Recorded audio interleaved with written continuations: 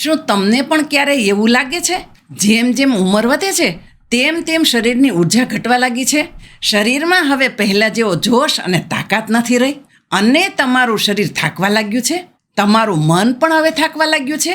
અને જો તમારો જવાબ હા હોય તો આ વિડીયો ફક્ત તમારા માટે જ છે, કારણ કે આજના વિડીયોમાં આપણે વાત કરીશું એવી 5 આદતોની કે જે ફક્ત તમારી ઉંમરને જ સારી રીતે અપનાવતા જ નહીં શીખવાડે, પરંતુ તમને ફરીથી યુવાન મહેસૂસ કરાવશે. કોઈ પણ દવા વગર, કોઈ પણ ભારે કસરત કર્યા વગર અથવા તો મોંઘો ખર્ચો કર્યા વગર.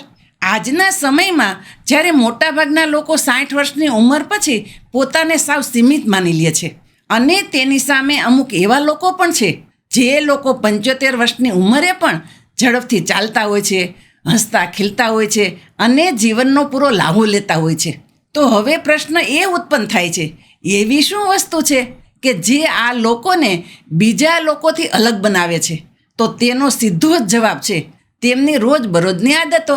જી હા મિત્રો, સારી આદતો જ ઉંમર માટે બોજ નથી, પરંતુ ઉંમરને એક વરદાન બનાવી શકે છે. હાર્વર્ડ યુનિવર્સિટીની શોધમાં આ વસ્તુ સામે આવી છે. અમુક વિશેષ જીવનશૈલી અપનાવનાર વ્યક્તિઓ સરેરાશ 10 વર્ષ સુધી વધુ જીવતા હોય છે, અને તે પણ મોટી બીમારીઓ વિના. એટલા માટે જો તમે પણ ઈચ્છતા હોય કે તમારી ઉંમર ફક્ત એક સંખ્યા જ બને, તમારું મન અને તમારું શરીર બંને વસ્તુ સ્વસ્થ રહે અને જીવનના બધા જ દિવસોમાં ઉર્જા અને સંતુલન બનેલું રહે, તો આ 5 અદ્ભુત આદતોને અપનાવવાનું આજથી જ ચાલુ કરી દો. અને હા, છેલ્લી આદત એટલી બધી પ્રભાવશાળી છે કે આ આદતને ડૉક્ટર સાંભળે તો ડૉક્ટર પણ ચોંકી જાય. તો મિત્રો, વિડીયોને અંત સુધી જરૂર જુઓ, અને જો તમે લોકો પણ આ યાત્રામાં મારી સાથે હોય તો નીચે કોમેન્ટમાં તમારી ઉંમર અને તમારા હેલ્ધી સ્વાસ્થ્ય વિશે વાત કરો. તો ચાલો હવે આગળ વધીએ અને જાણીએ કે તે પહેલી આદત કઈ છે જે તમારા ઉંમરની પરવા કર્યા વગર તમને ફરી વખત યુવાન મહેસૂસ કરાવી શકે છે. આદત નંબર 1, દરરોજ હલનચલન કરવાની આદત પાડો. તમે જ વિચારો, સવારનો હળવો કૂણો તડકો હોય અને ચારેય બાજુ હરિયાળી હોય, તમે ધીમે ધીમે ચાલી રહ્યા છો અને દરેક ડગલાની સાથે તમારું મન હળવું થઈ રહ્યું છે અને તમારા શ્વાસમાં તાજગી ભરાઈ રહી હોય, તો શું આ ફક્ત તમારું વોકિંગ જ છે? તો ના મિત્રો, આ તમારા સ્વાસ્થ્ય માટે સૌથી સસ્તું, સૌથી અસરકારક અને સૌથી અદ્ભુત ભગવાનની ગિફ્ટ છે. વૃદ્ધાવસ્થામાં હંમેશા લોકો વિચારતા હોય છે કે હવે કંઈક નવી વસ્તુ કરવી શક્ય નથી, પરંતુ સાચી વાત તો એ જ છે, ચાલવું એ જ સૌથી પ્રથમ પગથિયું છે જે તમને બીમારીઓથી દૂર અને તમારા જીવનની નજીક લાવે છે. વૈજ્ઞાનિક સંશોધનો જણાવે છે દરરોજ 30 મિનિટ ચાલનારા લોકોમાં હૃદયની બીમારી થવાની શક્યતાઓ 40% સુધી ઘટી શકે છે. બ્લડ પ્રેશર નિયંત્રણમાં રહે છે, શુગર પણ સંતુલિત રહેવા લાગે છે અને વજન પણ ધીમે ધીમે ઘટવા લાગે છે. અને સૌથી ખાસ વાત, જ્યારે તમે ચાલો છો તો તમારા શરીરમાં એન્ડોર્ફિન નામનું હોર્મોન નીકળે છે. આ જ હોર્મોન તમને ખુશ, શાંત અને તણાવમુક્ત મહેસૂસ કરાવે છે અને સાથે જ દુખાવામાં રાહત અપાવે છે. તમે પણ આ વસ્તુનો અનુભવ કર્યો હશે. ક્યારેક જ્યારે મન વધુ ભારે હોય છે ત્યારે કાંઈ પણ વસ્તુ કીધા વગર ચૂપચાપ લાંબુ વોકિંગ કરવાથી મન હળવું થઈ જાય છે. જો તમને એકલું ચાલવામાં મજા ન આવતી હોય તો તમારા ગ્રુપના મેમ્બર સાથે તમે વોકિંગ કરી શકો છો. તમારા પતિ અથવા તો બાળકો સાથે તમે વોકિંગ કરી શકો છો અને બાળકોના બાળકો સાથે પણ તમે ચાલવાની મજા લઈ શકો છો. અને આ ચાલતા ચાલતા કરેલી વાતો, નાની નાની વાતમાં હસવું અને તે વિતાવેલો સમય આ તમારા સંબંધમાં પણ મીઠાશ ભરે છે. અને સૌથી સારી વાત એ છે, તમારે ચાલવા માટે કોઈ પણ જીમનું સભ્ય બનવાની જરૂર નથી કે નથી મોંઘા કપડાં પહેરવાની જરૂર અને નથી કોઈ પણ મોંઘા ઉપકરણની જરૂર. બસ એક જોડી આરામદાયક ચંપલ અથવા બૂટ અને બસ થોડીક મનની ચાલવાની ઈચ્છા. ચાલવામાં કોઈ તમારી રેસ નથી કે કોમ્પિટિશન નથી, અને તેમાં તમારી કોઈ પણ હાર નથી અને કોઈ પણ જીત નથી. અને આ વસ્તુને તમારે તમારા શરીરને પોતાને જ ભેટ આપવાની છે, જ્યાં દરેક ડગલું કહે છે, હું હજી પણ જીવું છું, હું ચાલી શકું છું અને હું શ્રેષ્ઠ બની શકું છું. તો મિત્રો, તમારે આજે જ નક્કી કરવાનું કે તમારે તમારા શરીરને આ ભેટ આપવાની છે. એક શાંત, સુકૂન ભરેલું ચાલવાનું, ભલે પછી સવારે હોય કે સાંજે હોય, પછી ભલે તે બગીચામાં હોય કે ઘરની નજીક રોડ ઉપર હોય, બસ આજથી શરૂઆત કરો, કારણ કે તમારું દરેક ડગલું તમને તે જીવનની નજીક લઈ જશે, જેને તમે પૂરી તાકાત, ખુશી અને સંતુલનની સાથે જીવી શકો છો. જો તમે પણ આજથી ચાલવાનું શરૂ કરશો તો રોજનીશી બનાવો અને લખો, આજથી જ ચાલવાનું શરૂ કર્યું. અને હવે આદત નંબર 2ની વાત કરીએ. તમારા ખાવા પીવાની વસ્તુને સમજદારીપૂર્વક તમારે પસંદ કરવાની છે. જેવો ખોરાક ખાશો તેવું જ મન થશે. અને આ વસ્તુ વૃદ્ધાવસ્થામાં વધુ સાચી થાય છે, કારણ કે આ ઉંમરમાં આપણું શરીર પહેલાં જેવી તાકાતથી નથી ચાલતું, પરંતુ હવે તેને જોઈએ છે સાચું ઈંધણ, ચોખ્ખો, સાદો અને સંતુલિત આહાર. હવે વિચારો, જો આપણે દરરોજ તેલવાળા, મીઠા, તૈયાર પેકેટમાં મળતા અને મસાલેદાર, તીખા અને તળેલા ખોરાક ખાશું, તેના પરિણામે શરીર થાકી જશે, મગજ સુસ્ત થઈ જશે અને બીમારીઓ આપણા શરીરનો દરવાજો પ્રેમથી ખખડાવા લાગશે. પરંતુ એનો અર્થ એવો નથી કે હવે જીવનમાં સ્વાદ નહીં રહે. શું આપણે બધી જ વસ્તુઓનું સેવન બંધ કરીને ફક્ત બાફેલા શાકભાજી જ ખાવા પડશે? ના મિત્રો, સારા સ્વાસ્થ્યનો અર્થ છે સમજદારીપૂર્વક ભોજનની પસંદગી કરવી, જેનો અર્થ એવો થાય છે તમારે એવો ખોરાક પસંદ કરવાનો છે જે કુદરતી હોય, જે ખોરાક માટીની સુગંધમાંથી આવ્યો હોય અને જે ખોરાકમાં માના હાથ જેવો પ્રેમ હોય. જેમ કે કુદરતી રીતે મળી આવતા રંગબેરંગી ફળો અને શાકભાજીઓ, સાથે જ આખા અનાજ જેમ કે બાજરો, જવ, ઓટ્સ અને પ્રોટીનથી ભરપૂર વસ્તુઓ જેમ કે બધા જ પ્રકારની દાળો, મગફળી, દૂધ, પનીર અને સાથે જ દેશી ઘી, બદામ અને અખરોટ. અને તેની વિરુદ્ધ બાજુ છે બિસ્કિટ, નમકીન, જ્યુસના ડબ્બા, ફાસ્ટ ફૂડ એટલે કે જંક ફૂડ અને તૈયાર મળતો નાસ્તો. આ બધી વસ્તુ સ્વાદમાં ભલે સારી લાગતી હોય, પરંતુ શરીર માટે નુકસાનકારક ધીમા ઝેર જેવી છે. મિત્રો, શું તમે જાણો છો, પૌષ્ટિક અને સારો ખોરાક લેવાથી અલ્ઝાઇમર જેવી માનસિક બીમારીને પણ ઘટાડી શકાય છે.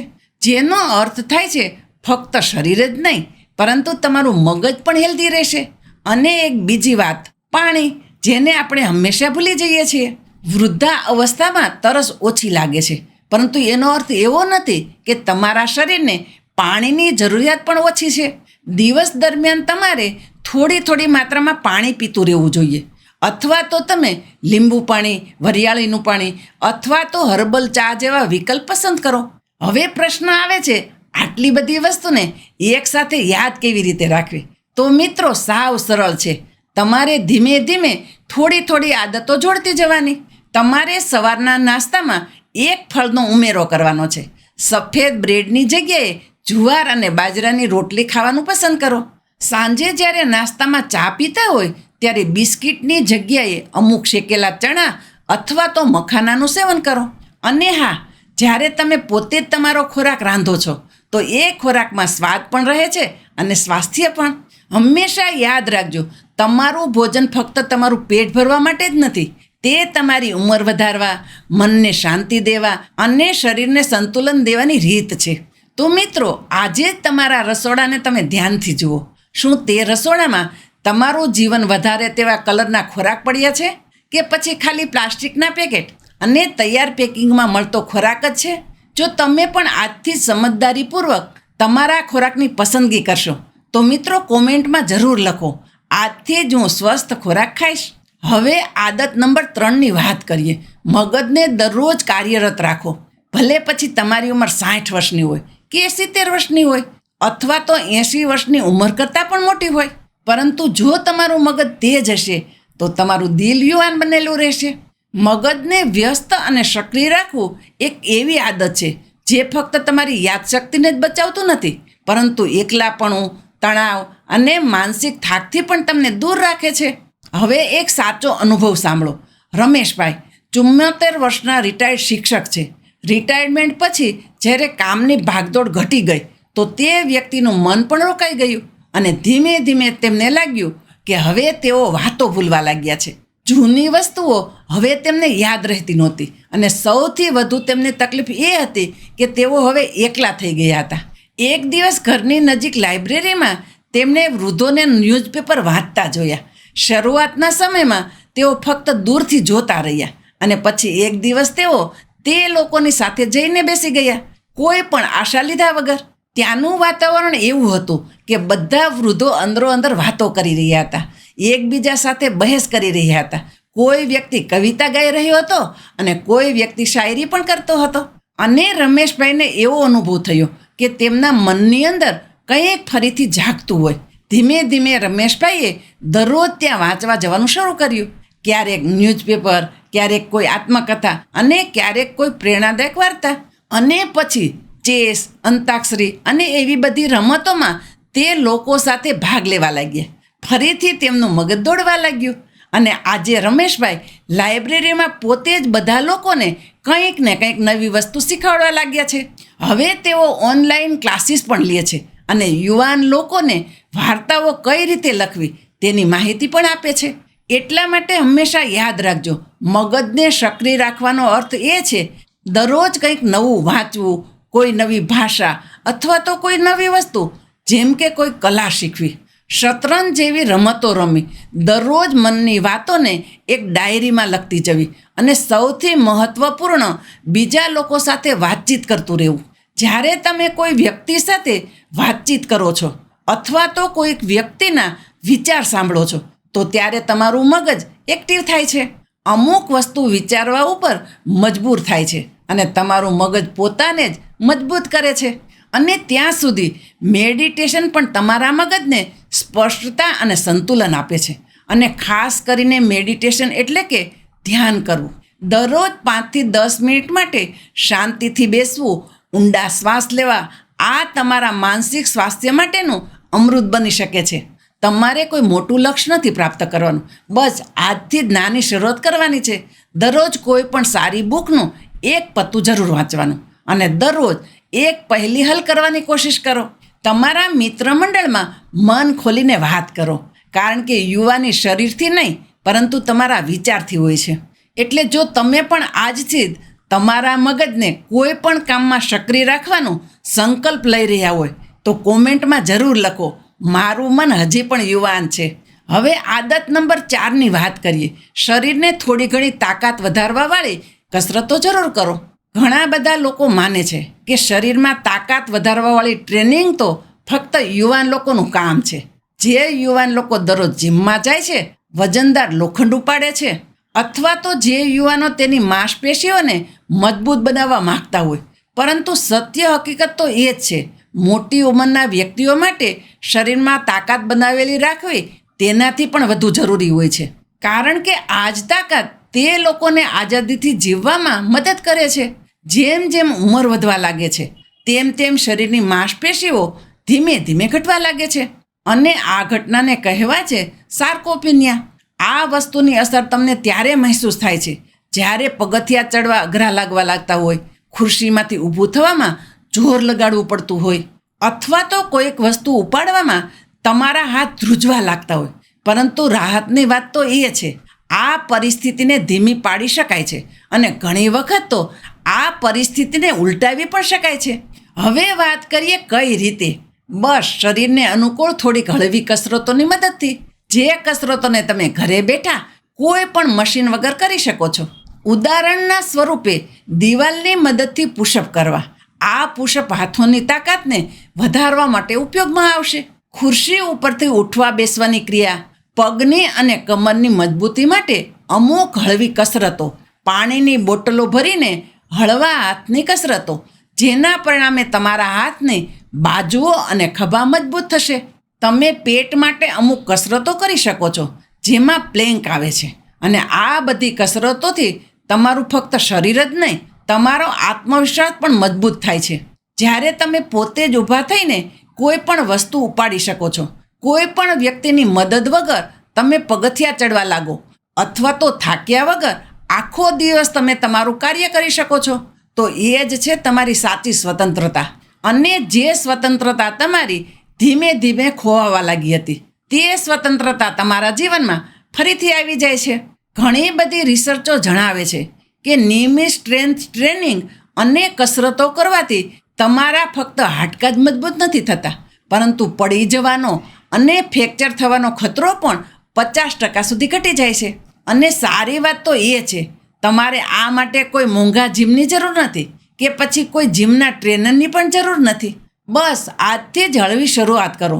ધીમે ધીમે તમારા શરીરને સાંભળતા જઈને શરૂઆતમાં 5 થી 10 મિનિટ સુધી કસરત કરવી, હલનચલન કરવું જ તમારા શરીર માટે ઘણું બધું છે.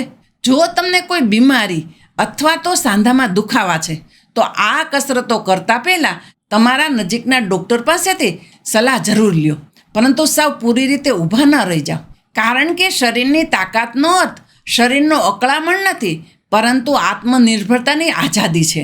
જો તમે પણ આજથી થોડું થોડું વ્યાયામ શરૂ કરશો તો નીચે કોમેન્ટમાં જરૂર લખો, હું કસરતો કરીને હજી થોડોક મજબૂત બનીશ. 5 નંબરની આદતની વાત કરીએ તો તમારા સંબંધોને મજબૂત બનાવેલા રાખો. તમારા પરિવારના સભ્યો સાથે જોડાવ બનાવેલો રાખો. મોટી ઉંમરના વ્યક્તિઓમાં સૌથી કોમન બીમારી કઈ છે? ડાયાબિટીસ, બ્લડ પ્રેશર, સાંધામાં દુખાવા. આ બધી વસ્તુ તો છે જ, પરંતુ તેનાથી પણ ગંભીર બીમારી છે આ ઉંમરે એકલાપણું.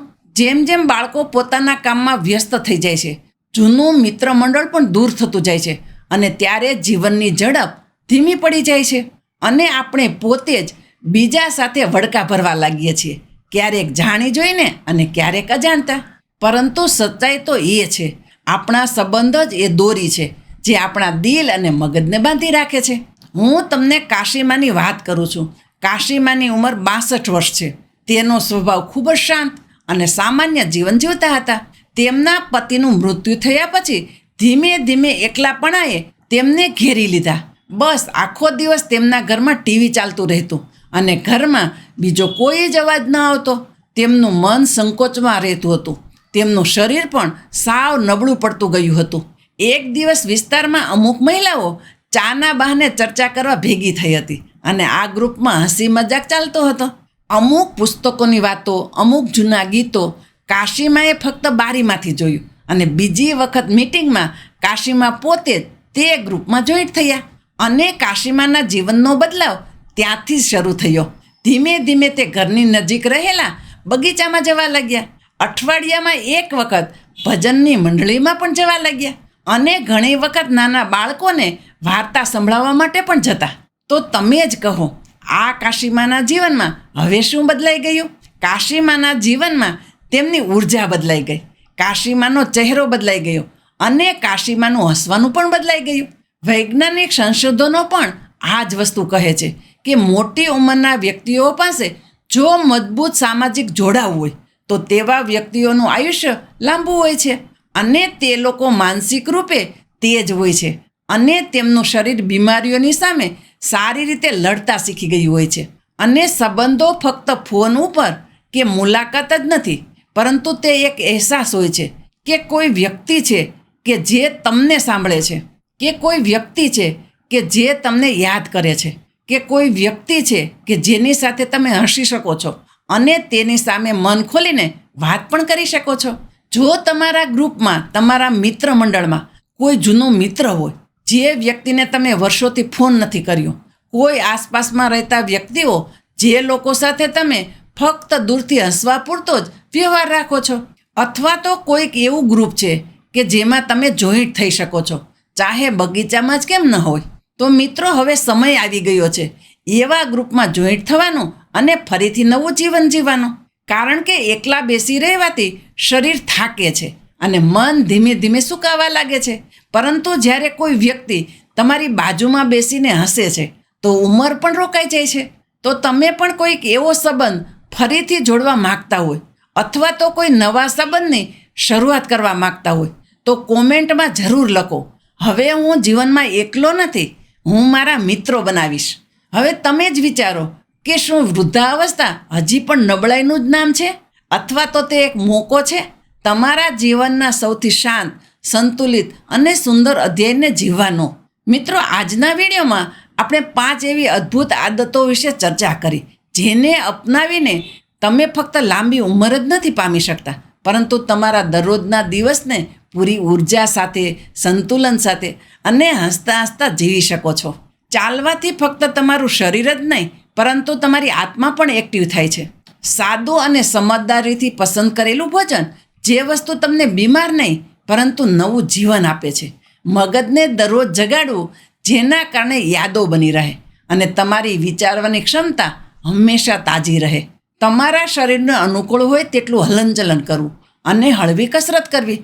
જે વસ્તુ રેગ્યુલર કરવાથી તમને બીજી વ્યક્તિઓ ઉપર નિર્ભર રહેવાથી બચાવે છે. અને સંબંધો સાથે જોડાયેલું રહેવું, જે એકલાપણાને દૂર ભગાડીને જીવનને ફરીથી જીવિત કરી આપે છે. વૃદ્ધાવસ્થા કોઈ રૂકાવટ નથી, પરંતુ તે જીવનનો એક એવો પડાવ છે જ્યાંથી તમે તમારી ઝડપ તમે પોતે જ પસંદ કરી શકો છો. અને હંમેશા યાદ રાખો, નાના નાના ડગલા જ એક દિવસ મોટા બદલાવ લાવે છે. જો તમે આજે જ આમાંથી કોઈ પણ એક આદતને પાળવાનું આજથી જ મન બનાવી લ્યો છો, તો વિશ્વાસ રાખો, આવનારા દરેક દિવસો જૂના દિવસો કરતાં શ્રેષ્ઠ હશે. જો તમે પણ માનતા હોય સાચી યુવાની ઉંમરમાં નહીં, પરંતુ આપણી આદતોમાં છે, તો ખાસ કરીને નીચે કોમેન્ટમાં જરૂર લખો, હું આજથી જ જીવનની નવી શરૂઆત કરીશ. અને હવે હું તમારી પાસેથી એ જ ઈચ્છા રાખીશ કે તમે આ વિડીયોને કોઈ તમારા એવા નજીકના વ્યક્તિને જરૂર શેર કરો કે જે વ્યક્તિ આ ઉંમરમાં એકલતાનો અનુભવ કરતું હોય, થાકેલો વ્યક્તિ હોય અને નિરાશ થઈ ગયેલ વ્યક્તિ જે અનુભવ કરી રહ્યો હોય. કારણ કે ક્યારેક એક નાનકડી વાત પણ, એક બદલાવેલી આદત અથવા કોઈ પણ એક વિડીયો કોઈક વ્યક્તિની આખી જિંદગી બદલી શકે છે. જો તમને આ વિડીયો દિલથી સારો લાગ્યો હોય તો તમારા ચહેરા ઉપર એક હળવા સ્મિત સાથે વિડીયોને લાઈક જરૂર કરો. અને જો તમે આ યાત્રામાં અમારી સાથે આગળ જોડાયેલા રહેવા માંગતા હોય તો મારી યુટ્યુબ ચેનલને સબસ્ક્રાઈબ કરવાનું અને બેલ આઇકોનને દબાવવાનું ન ભૂલો. કારણ કે હું દર અઠવાડિયે આવી જ નવી વાતો લઈને આવું છું, જે આપણા મન સાથે જોડાયેલી હોય છે અને જીવનને થોડુંક વધુ સમજદારીથી જીવતા શીખવાડે છે. તમારો ખૂબ ખૂબ આભાર. તમારો કિંમતી સમય અને તમારી કિંમતી હાજરી અનમોલ છે. મળીએ એક નવા જ વિડીયો સાથે, એક નવી આદત અને એક નવા વિચાર સાથે, અને સાથે જ એક નવી ઉર્જા તો ખરી જ.